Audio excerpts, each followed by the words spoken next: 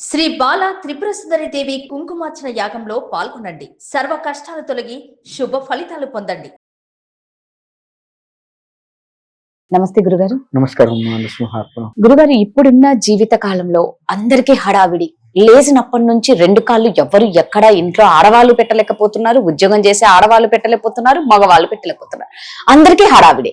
ఈ హడావిడి జీవితంలో ఒక్క నిమిషం ఆ సిగ్నల్, అర నిమిషం సిగ్నల్ పడినా కూడా కొంతమంది పాపం ఆగలేక వెళ్ళిపోతూ ఉంటారు. సో దానివల్ల ప్రమాదాలు జరుగుతాయి. మళ్ళీ కొంతమంది ఏంటంటే హెల్మెట్ పెట్టుకోవాలి అంటే హెయిర్ పోతుంది, లేకపోతే ఊపిరి ఉడికిపోతుంది, ఈ హెల్మెట్ ఏముందిలే అని చాలా నిర్లక్ష్యంగా చేస్తున్నారు. అసలు ఎందుకు? అందరిది ఒకటే జీవితం. కొందరు చక్కగా సిగ్నల్స్ ని పాటిస్తారు, కొందరు ఇలా వెళ్ళిపోతూ ఉంటారు. ఇక్కడ మనకి ఎంత హడావిడి జీవితం అయినా మనం చేసే తప్పులు అనేకం ఉన్నాయి. పోలీస్ వారు ప్రతిసారి హెచ్చరిస్తున్నారు. కానిస్టేబుల్ అప్పుడే జాయిన్ అయిన కానిస్టేబుల్ దగ్గర నుంచి చేసుకుంటే డిఎస్పి, ఐపీఎస్, అంత పెద్ద పోలీస్ ఆఫీసర్ల దగ్గర నుంచి అప్పుడే జాయిన్ అయిన కానిస్టేబుల్ వరకు ప్రతి పోలీస్ వారు హెచ్చరిస్తున్నారు. ట్రాఫిక్ సంబంధించిన పోలీసు వారు కావచ్చు, మామూలు సిటీ పోలీసులు కావచ్చు, ఎవరైనా కానీ హెచ్చరిస్తూ ఉన్నారు, జాగ్రత్త వహించండి అని. ఇక్కడ మనం ఏం చేస్తాము అంటే ఎక్కడా కూడా జాగ్రత్త వహించాం. ఉదాహరణకి సిగ్నల్ పడ్డది, రెడ్ పడ్డది, పడి కొన్ని చోట్ల సెకండ్స్ పడుతుంటాయి. ఇన్ని సెకండ్ల తర్వాత మీరు వెళ్ళొచ్చు అని. సరే, ఒక 6-7 సెకండ్లు వచ్చినాయి. 6-7 సెకండ్లలో ఇంకా మీరు వెళ్ళొచ్చు అని సిగ్నల్ అయిపోతుంటుంది. ఈ 6-7 సెకండ్లలో అటు ఇటు చూస్తారు, ఎవరు రాకపోతే ఈయన వెళ్ళిపోతారు. అవును, అంటే నా దోవ నాదే, ఎవడి మాట వినను అనే మనస్తత్వం అది. అంటే దీనికి మనసుకి కూడా సంబంధం. ఖచ్చితంగా సిగ్నల్స్ కి మనస్తత్వానికి సంబంధం ఉంటుంది. 1,00,000 మంది ఒకెత్తు అయితే నేను ఒక్కడిని ఒకెత్తు అన్నట్టుంటారు వాళ్ళు. ఎవడి మాట వినను, నా తీరాన్ని నేను పోతా. యాక్సిడెంట్ పొరపాటున ఎవడన్నా వచ్చి గుద్దాడు, వాడి మీద మళ్ళీ అరుస్తాం మనం. వీడు సిగ్నల్ జంప్ చేసింది పట్టించుకోరు, వాడి మీదే అరుస్తాం చూసుకోవద్దా అని. అలా వాళ్ళ మనస్తత్వం ఏంటంటే ఎవడి మాట వినం, ఎదిరిస్తాం అవసరమైతే. మనస్తత్వం. హెల్మెట్ ధరించకుండా వెళ్తాం. హెల్మెట్ ధరించకుండా వెళ్తున్నాం అంటే తన రక్షణ తనకు అవసరం లేదు. తన రక్షణే తనకు అవసరం లేకపోతే కుటుంబ రక్షణ, కుటుంబ రక్షణ నాది. ఇప్పుడు మనం సెల్ఫీస్ చూసుకోవటం తప్పులేదు, నాది నేను బాగుండాలి అనుకోవటం తప్పులేదు. నేను బాగుండాలి అనుకుంటే నా కుటుంబం కూడా బాగుండాలి అనేది ఆటోమేటిక్ వస్తుంది. అట్లా అలానే లెక్క వేసుకుని హెల్మెట్ పెట్టుకోవట్లే. ఏమవుతుంది, ఏం కాదు, ఎవడు పట్టించుకుంటాడు అంటే నా కుటుంబం కూడా ఎడిపోతే అడిపోయింది, ఏం కాదు, ఎవడు పట్టించుకుంటాడు, ఏమవుతుంది, ఈ నిర్లక్ష్య ధోరణి. హెల్మెట్ పెట్టుకో.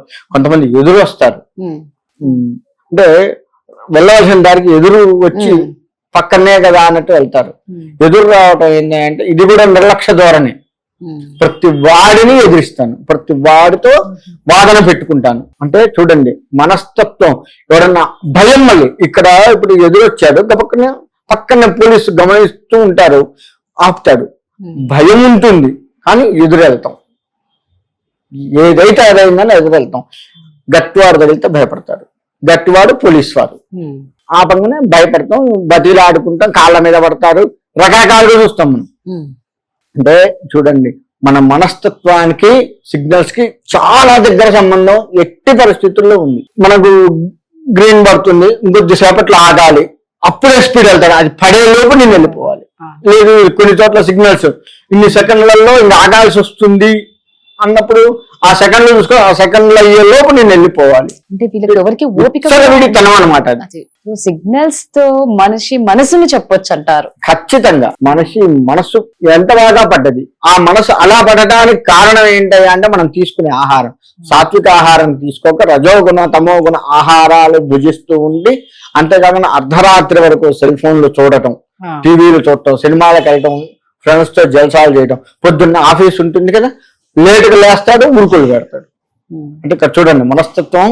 విలాసాలకు వెళ్ళి మళ్ళీ బాధ్యతలు కావాలి, ఆ హడావుళ్ళు ఇటువంటివన్నీ కూడా చేస్తుంటాడు. మన మనస్సు మన బాధ్యతల మీద లేకపోవడమే ఇటువంటివన్నీ కారణాలు. యాక్సిడెంట్లు కావటం, చేయడం, అతి వేగము. అంటే అతి వేగంగా వెళ్తున్నాడు, తొందరపాటు, బాగా తొందరపాటు, రాంగ్ రూట్, అదే ఎదురు వెళ్తాం, ప్రతిదానికి వాదన పెట్టుకునే మనస్తత్వం ఇంకా వాళ్ళది.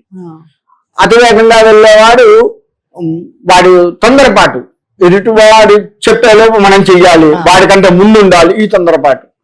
అది మంచిదే కానీ అన్ని చోట్ల మంచిది కాదు.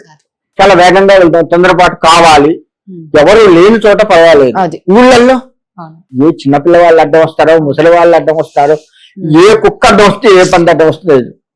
అది జీవికి ఏమన్నా అయితే అయ్యింది అనుకున్నాం, వీడి ప్రాణం జీవులకు ఏం కాదు. నేను చాలా వరకు చూశాను, ఎంత పెద్దది తగిలినా అది ఒక 2 నిమిషాలు కుంటూ పోతున్నా కానీ దాని ప్రాణం మీదకి తక్కువగా వస్తుంది. పెద్ద పెద్ద లారీలు కానీ ఏమన్నా తగిలితే ప్రాణాలు పోతున్నాయి ఆ జీవి, కానీ 2 వీలర్ 4 వీలర్ మాత్రం ప్రాణాలు పోతున్నాయి మనవి. సడన్ బ్రేక్ కొట్టడం, ఫల్టీ కొట్టడం చేయడం అంటే ఇది మనస్తత్వానికి సంబంధించి అతివేగం, సిగ్నల్స్ దాటం ఇవన్నీ కూడా మన మనస్తత్వం సరిగ్గా లేనటువంటి వారు మాత్రమే ఈ విధంగా చేస్తారు. అది అర్థం చేసుకోవాలి. అంటే మనం జంప్ అవుతున్నాం అంటే మన మనస్తత్వం మనకి ఆటోమేటిక్ అర్థం అవుతుంది కదా. ఇప్పుడు నేను చెప్పిన ప్రకారం లెక్కిస్తే నా మనస్తత్వం ఇలా ఉంది, అందుకే నేను జంప్ అవుతున్నాను అనేది అర్థం చేసుకోవాలి కదా. ఇక నడుచుకుంటూ పోయే వాళ్ళ పరిస్థితి కూడా చూద్దాం. అటు ఇటు సిగ్నల్ పడుతుంది, అందరూ ఆగుతారు. నడుచుకుంటూ పోయే వాళ్ళ కోసంగా కొంత సమయం ఇస్తారు. వాళ్ళు నిమ్మలంగా వయ్యారంగా పోతారు, మగవాళ్ళంటే ఆడవాళ్ళంటే. సిగ్నల్ పడ్డది, మనకి దారి ఇచ్చారు, త్వరగా వెళ్ళాలి, ఆ దారిలో మనం త్వరగా చేరుకోవాలి అనేది లేదు, నిమ్మలంగా పోతారు. ఈ లోపు సిగ్నల్ వీటి టైం వేస్ట్, వాడు తగిలితే గోల.